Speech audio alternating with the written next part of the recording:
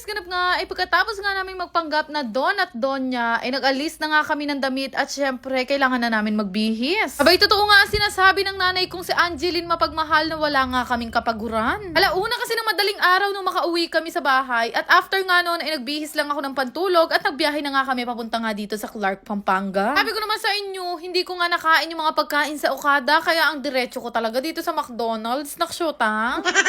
Buti din talaga ay meron pang bukas na fast food dito sa Clark, Pampanga. At after nga noon ay nagbiyahe na nga kami sa kinuha nga naming staycation located nga dito sa may Deca Homes. Muha na talaga kami ng pag-i-stayan at pagtutulugan dito nga sa may Clark, Pampanga dahil bukas na nga ang opening ng second branch ng The Original Okoy King. At tuwing napapadpad kami dito sa banda Clark, wala namang kaming ibang pinag-i-stayan kung hindi itong Vacation Home Clark na talaga naman napakalinis, napakamura at napakaganda. Yung bilang nga na kinuha namin ay meron na nga mini swimming pool at kasya nga rin dito hanggang 10 packs. Sabi, never talaga kami din sa point ng Vacation Home Clark sa gaganda ng mga villa na ina-avail namin sa kanila. Alam nyo ba guys, 5 AM na yata nung nakatulog kami at gumising na agad kami ng mga bandang 8:30 dahil kailangan namin magising ng maaga para maaga nga kaming makagaya. Ating na nga rin si Ron at si Mami Utoy para nga simulan na nga kami ayusan isa-isa. Sobrang solid talaga ng staycation dito sa may Vacation Home Clark. Talaga naman mawawala ang problema mo pero babalik din pag alis nyo. Charis! Fast forward, naayusan na nga ako ni Ron at after nga nun, dahil mag-aalas 2 na nga, sabi ko kay Bebo magpunta na nga kami sa mismong Clark branch namin. O diba napakahusay talaga ng dalawang to kahit saan nga dinadala ko sila dahil napakagagaling. Kung hanap nyo rin ay malupitang hair and makeup artist, kontakin nyo na rin yan. Fast forward, after nga nun, ay sumakay na nga kami dito kay Montero Fully Paid at nagbiyahe na nga kami papunta nga dito sa may Clark branch ng Okoy King. At sa mga magtatanong kung saan yung exact location nito, guys, wala po siya sa loob ng SM Clark. Nandito lang po siya sa may Bayanihan Park sa may main gate. Ayan na nga, kakababa ko pa lang nasasakyan, meron na nga agad nakakilala sa atin. Talaga naman ibang mga kapampangan. Grabe, nakakatuwa lang talaga dahil kahit ilang beses ko palang ina-announce ang opening nitong Clark branch, ay napakarami na nga taong nandito at lalong-lalo na yung gustong bumili. Pambira kayo, ayan na naman tayo. Huwag niyo masyadong pakahaba yung pila. Nauubusan ako ng kalabasa. Charis! O, diba? Meron na kayong rason ngayon para maghintay sa mga jeep na hinihintay nyo dumating. Kung naghihintay kayo at wala pa nga yung mga sasakyan nyo, abay, kumain muna kayo ng Okoy. Mura na, masustansya pa, non ka pa. Pure kalabasa po ang gamit namin dito at Diyos ko, kahit bumili kayo ng 100 na masasabi nyong hindi puno ng harina. Maya nga ay nandito na nga pala ang Okoy princess namin na si Inday Eunice. Perfect yung outfit mo. Napakagaling talaga ni Mami Rochelle. Mating na nga rin yung ilan sa mga kaibigan ko na si Mami Keng, si Franny ko na si Outspoken at syempre nandito rin ang mga mamshies na talagang na-appreciate ko. Nandito na nga si Mami Shiny, si Mami Jam, Mami Ana at syempre si Mami Aye. Mating na nga rin pala si Mami John, si kumari kong Mrs. Castro at syempre nandyan din si Penelope. Nakakatuwa ngang isipin na lahat talaga ng inimbita ko walang hindi nagpunta pero marami lang talagang late. Ay Diyos ko, nag-miss to lang PTA meeting nga itong grand opening ng Okoy King namin dahil puro mamshies ang nandirito. At sa sobrang daming ang mamshies ngayong araw, parang na-motivate nga ako na maging Mami Mengay na rin. Charis!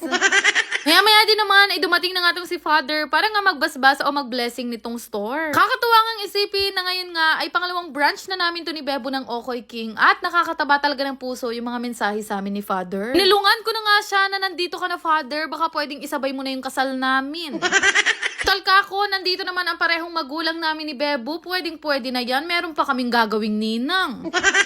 Kaya lang, mayroon pa nga daw siyang appointment ngayong araw, kaya ischedule na lang daw namin next year. Sabi mo yan, Father, ha? Charis!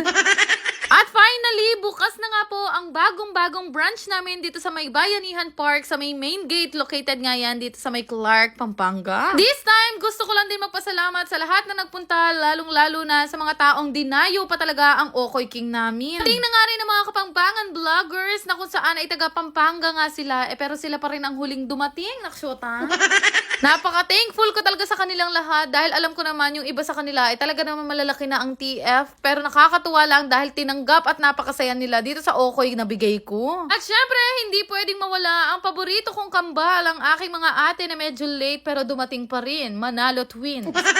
Nandito nga rin si Chris TV na part nga rin ng Team Bugok at napaligayan niya nga ang mga tao sa pa-sticker niya. Thank you, best! Siyempre, si Mami Rochelle na napaka-creative kasama nga si Inday Eunice, ang aming Okoy Princess at hindi rin mawawala ang We're in Pampanga. Nandito rin ang paborito kong kuya, walang iba kundi si Bells TV na talaga namang one call away. Siyempre, ang aesthetic na si John Magat, si Papa Pongs at siyempre ang The Vloggerista na si Shira Vlogs at si Sir Concy. Siyempre naman, hindi pwede mawala si Kate TV dahil siya lang naman ang namimrito ng Okoy dito sa Clark Branch at nandito rin si Cristel Vlogs. Ay grabe, nagbisto lang parang mini concert nga itong grand opening ng aking Okoy King dahil nga sa daming vloggers na nagsipunta. Naman maraming salamat po sa inyong lahat, lalong-lalo na sa mga napilit naming sumayaw. Naksyuta. At maraming salamat po sa inyong lahat. Sabi ko nga, hanggat hindi natin nasasakop ang buong Pampanga, ay hindi tayo lulubay magprito ng Okoy. Kaya naman kung hindi mo pa natitikman ang Okoy ni Mengay Vloggerista, naku, baka magsisi ka, makipila ka na rin. Ay, naka Mami Shay, pinakaaga mo naman yung dating, magsasara na yung Okoyan ko. Alam ko naman na karamihan sa inyo ay crave na nga dito sa Okoyan ko. Ngayon, tatanungin ko kayo sa ang part pa kaya ng Pilipinas gusto nyong magtayo ako, magsalita kayo, naksyota. Gusto ko lang i-share sa inyo itong pinaglilibangan ko ang laro na Masaya Game. Siyempre, ito po ay bawal sa mga bata at paalala lang, ito ay libangan lang. Para makagawa ka nga ng account dito, kailangan mo lang naman mag-register gamit ang iyong phone number, mag-create ng password, ilagay ang verification code at mag-confirm. Referral ID naman ay makikita mo nga sa comment section. Napakagaling nga kasi may pa-daily bonus talaga sila araw-araw. Ganun lang kadali, magkakaroon ka na nga ng account dito sa Masaya Game at napakarami nga pwedeng pagpili ang laro dito. Siyempre, bago ka makapaglaro, ay kakailanganin mo muna nga mag-cash in gamit nga ang inyong mga GCash account number. 100 pesos nga ang minimum, 30,000 naman ang maximum. After nga nun ay makakalaro na nga kayo at gaya nga nito, nilaro ko nga itong Golden Emperor na palagi ko nga nilalaro. Tutuwa ako dito kasi napakadali niya lang talagang laruin tapos ang laki talaga ng napapanalunan ko. Kakatuwa lang kasi kapag ka naiinip ako at wala talaga akong magawa, ito nga yung ginagawa kong libangan. Ay tingnan nyo naman, papindot-pindot lang ako, nananalo na ako ng malaki gaya nito. Siyempre, palagi kong ginagawa kapag ganito nakalaki yung napapanalunan ko, wini-withdraw ko na nga yan. Sobrang dali lang naman din mag-withdraw, ilalagay mo lang naman kung ilan yung amount na gusto mong withdrawin at siyempre, ang GCash account number mo. Kaya kung gusto nyo rin subukan, ilalagay ko na lang ang link sa comment section.